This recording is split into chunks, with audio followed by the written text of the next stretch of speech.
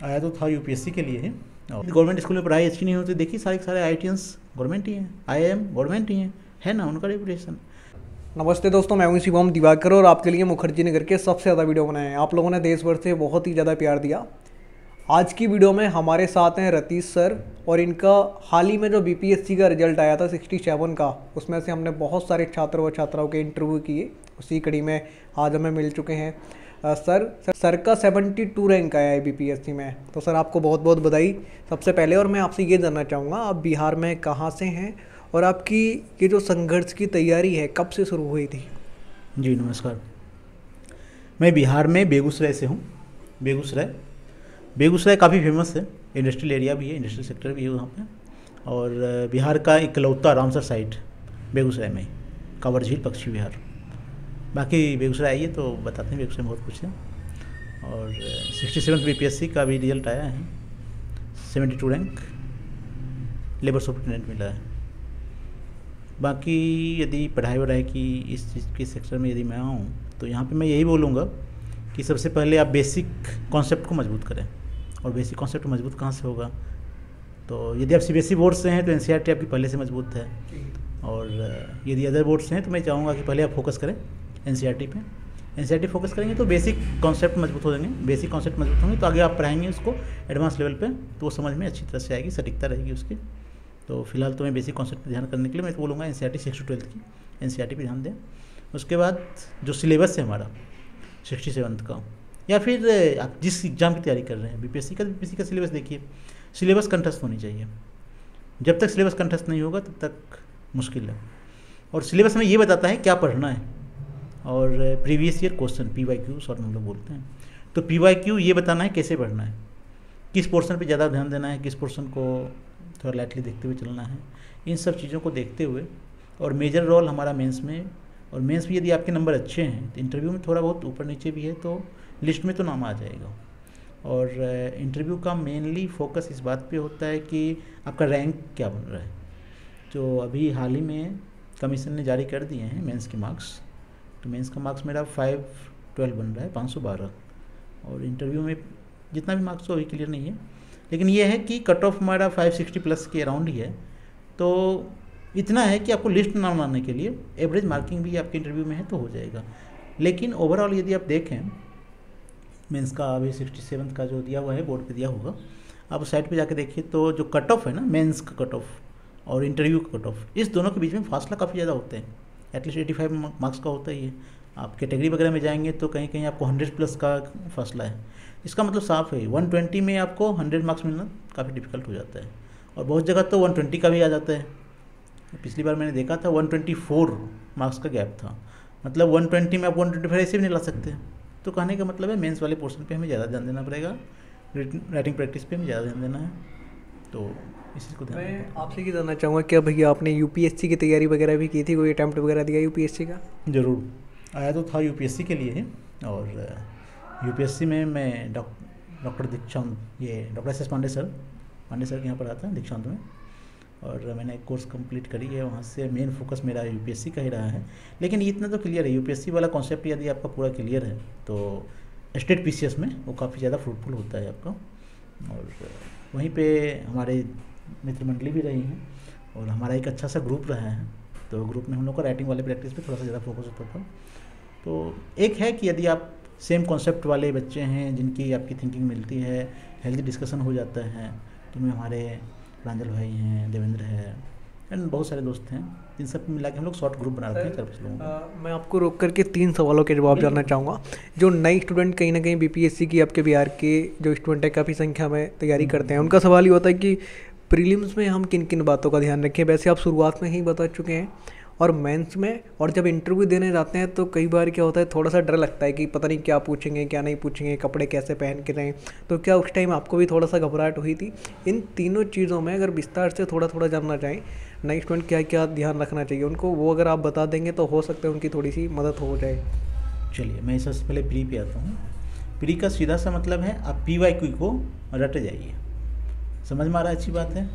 नहीं आ रहा है मतलब वहाँ पे क्या है, आपके पास दिया हुआ है 4 ऑप्शन और पहचानना है सिर्फ 4 में से कोई एक। कल हो के आप अधिकारी बनते हैं, इसका कॉन्सेप्ट इससे बनता है कि कल हो आप अधिकारी बनते हैं और कोई ऐसा आपको लगता है थोड़ा थोड़ा याद आ रहा है, लग रहा है यही है, तो कहाँ से, तो इसीलिए टेस्ट होता है पीडी का कि सामने में एविडेंस यदि आपका अवेलेबल है, आप वहाँ तक रिकॉल कर पा रहे हैं कि नहीं। तो मेरा यही कहना है कि सबसे पहले आप फोकस कीजिए प्री वाले सेक्शन में, जो सिलेबस से हमारा PYQ क्वेश्चन को यदि आपने जब से एग्जाम हो रहा है तब से आपने सारे यदि PYQ को आपके माइंड में है, थ्रू आउट कर रखा है, अब बाहर के फालतू के मटेरियल से बचिए। पहले ये था कि पढ़ने के लिए मटेरियल नहीं था, आज के टाइम इतना मटेरियल है कि ये जानना थोड़ा सा, ये छांटना मुश्किल हो जाता है किसको पढ़ना है किसको नहीं पढ़ना है, ठीक है ना। तो किसको पढ़ना है किसको नहीं पढ़ना ये बताता है PYQ, मैंने पहले बोला है। क्या पढ़ना है, सिलेबस, और बेसिक कहाँ से मजबूत होगा, NCERT से। ये चीज़ हमारे पीडी के लिए हो गया। आते हैं हम मेंस पे। मेंस के लिए अब थोड़ा सा कॉन्सेप्ट बदल गया है। हमारे टाइम में जो 67th लास्ट है जहाँ पे ऑप्शनल हुआ करते थे, अब ऑप्शनल का कोई रोल नहीं रहा, अब ऐसे पेपर आ गए हैं। तो मैं कहूँगा ऐसे पेपर पे आप ध्यान दीजिए। जैसे मेरा ऑप्शनल है अभी सोशलॉजी, मेरे 202 नंबर है 300 में, तो यही स्ट्रेटजी आप ऐसे में लाइए कि 200+ लाइए ऐसे में।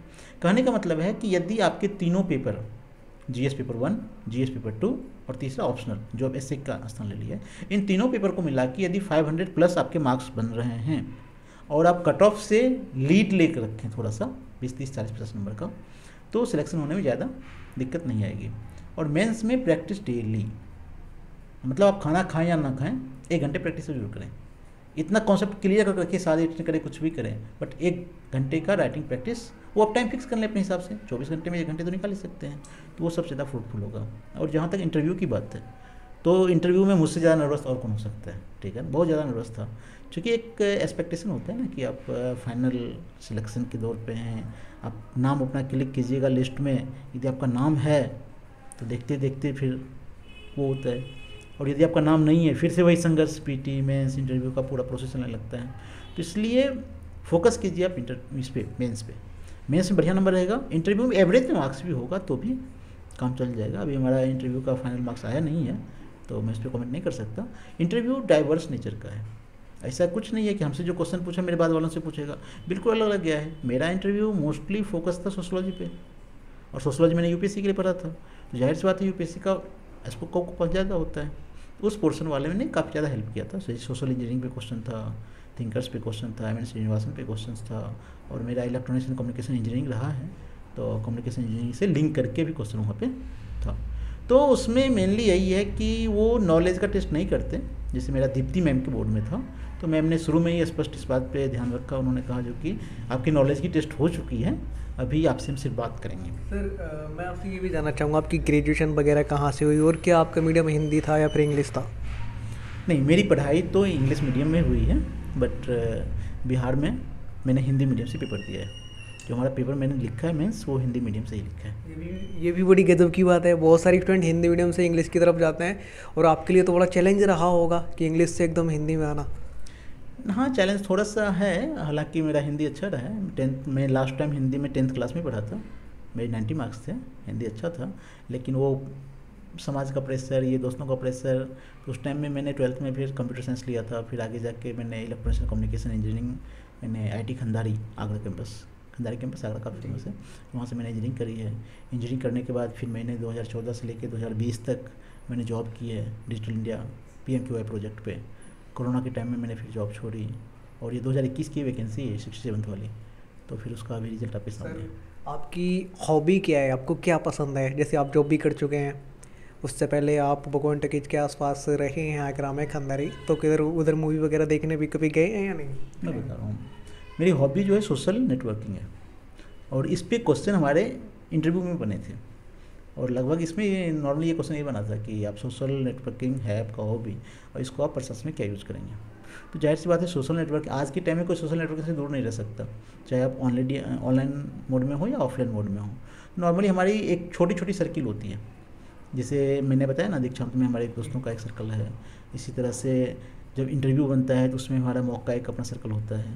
तो मैं छोटे छोटे सर्कल में विश्वास करता हूँ, अपना अपना ग्रुप में। ये ग्रुप क्या करती है, आपके उस पार्टिकुलर जो भी आपका एम है, उस एम को हासिल करने में काफ़ी ज़्यादा मददफुल होती है। रही बात मूवी देखने की, तो पहले लोग देखते थे मूवी टॉकीज वॉकीज में। हमने जब शुरू में आए थे मुखर्जी नगर, तो मैंने तो इसमें भी हॉल में मूवी देखा है, बत्रा सिनेमा में, जो तो बंद हो चुकी है, ठीक है ना। मूवी देखना पहले शौक था, बट आज के टाइम में क्या है, हर किसी के पास सिस्टम पड़ा हुआ है, लैपटॉप है, iPad है, तो लोग इसी में अच्छा इतना सर, पारिवारिक बैकग्राउंड कैसा है? मम्मी पापा क्या करते हैं, पिताजी क्या करते हैं? नहीं, फैमिली बैकग्राउंड ठीक है। ग्रामीण पृष्ठभूमि से ही हूँ, चूँकि मेरी बचपन में पढ़ाई मेरी ग्रामीण पृष्ठभूमि से ही हुई थी। उसके बाद मैं जवाहर 5वीं क्लास तक मेरी पढ़ाई गांव में हुई। 5वीं क्लास में एग्ज़ाम होता है, जवाहर नवोदय विद्यालय का नाम सुना होगा, एनवीएस के नाम से फेमस है ये। तो वहाँ पे गवर्नमेंट ही सारा खर्चा देती है उनका। तो जवाहर नवोदय विद्यालय बेगूसराय से मैंने पढ़ाई करी 6 to 12th। वो पढ़ाई पूरा गवर्नमेंट फंड से ही हुई है हमारी। उसके बाद 12th के बाद उसके बाद यूपी में डॉक्टर भीमराव अम्बेडकर यूनिवर्सिटी आगरा में, पहले इनका नाम आगरा यूनिवर्सिटी था, तो वहीं पे उनका अपना है institute of engineering technology खंडारी campus. तो वहाँ से मैंने इंजीनियरिंग करी है। कुल मिला के ये देखूँ तो अब तक मेरी सारी पढ़ाई जो है सो गवर्नमेंट से ही हुई है, तो इसलिए गवर्नमेंट जॉब का थोड़ा सा ये मैं आपके एक अखबार में देख रहा था, आपकी एक कटिंग जो आप गांव पे आपके अखबार में निकला हुआ है कि आप शुरुआत से ही कहीं ना कहीं मेधावी छात्र रहे हैं। नहीं कहूँगा, क्योंकि जवाहर नवोदय विद्यालय का अपना रेपुटेशन है और काफ़ी क्या बोलते हैं उसको, क्या बोलूँ मैं, शब्द नहीं मेरे पास।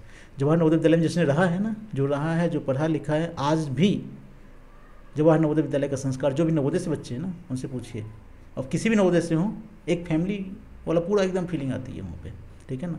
तो जवाहर नवोदय विद्यालय का एक अलग कॉन्सेप्ट ही है, ठीक है ना। उसको आप जनरल वे से अपने, हाँ रही बात पढ़ाई में गुणवत्ता में सुधार की ज़रूरत है, जिस पे अभी हमारी बिहार सरकार काफ़ी ज़्यादा फोकस है और होनी भी चाहिए। और ऐसा नहीं है कि गवर्नमेंट स्कूल में जो है सो पढ़ाई अच्छी नहीं होती। जिन गवर्नमेंट स्कूल में पढ़ाई अच्छी नहीं होती, देखिए सारे IITians गवर्नमेंट ही हैं, IIM गवर्नमेंट ही हैं, है ना, उनका रेपुटेशन। एक्चुअली है कि एक मेंटलिटी है थोड़ा सा, जो कहीं ना कहीं पॉलिटिकल इशू है या फिर सोसाइटी में उन लोगों का अपना इंडिविजुअल उनका एम है, उनको लगता है कि नहीं मेरा रेपुटेशन बनेगा प्राइवेट स्कूल में बच्चों को पढ़ाने से, इस टाइप की फीलिंग आती है। लास्ट में आप बिहार के स्टूडेंट को क्या कहना चाहेंगे? बिहार की जो छात्र शक्ति है काफ़ी मेहनत करती है, दूर दूर चले जाते हैं, जैसे आप भी आए थे। आखिरी सवाल ये है कि आप उनको क्या कहना चाहेंगे ताकि वो थोड़ा सा मोटिवेट रहें और तैयारी में लगे रहें, अगर इस बार सफलता नहीं मिलेगी तो? मेरी तरफ से लास्ट वाक्य मैं कहूँ तो पढ़ो पढ़ो पढ़ो, तीसरा कोई विकल्प नहीं है, पढ़ना ही पड़ेगा आपको।